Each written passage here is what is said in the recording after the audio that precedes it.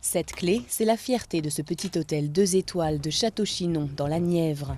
Là, c'est la clé donc, de la chambre 15, où il faut qu'on fasse très attention parce que les gens l'oublient. Ils oublient de la rendre pour l'emporter comme souvenir, car cette clé est historique. Elle ouvre la chambre que le maire, François Mitterrand, occupait à chaque fois qu'il venait à Château-Chinon.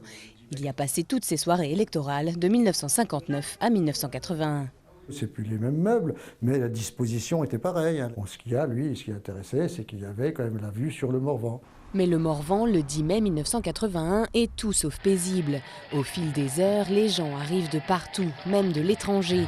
À 20h, c'est officiel, le fils adoptif du pays, François Mitterrand, est élu président de la République. 30 ans plus tard, tout le monde se souvient de l'explosion de joie que c'était. C'était énorme. C'était énorme. Je vous dis, moi, dans le couloir qui menait au bureau de M. Mitterrand dans la mairie, je me suis retrouvée en lévitation parce que j'étais tellement serrée que j'avais les pieds dans le vide.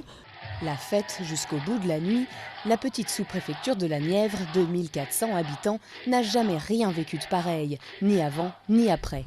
Grâce à Mitterrand, Château-Chinon est connu jusqu'au Japon, se souvient René-Pierre Signé, qui lui a succédé à la mairie.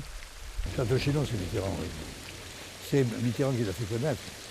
Château-Chinon, qui avait entendu parler de Château-Chinon? Il était un maire très aimé, très attentif, très bienveillant et très attaché à cette ville qu'il a transformée, ou il a contribué à transformer.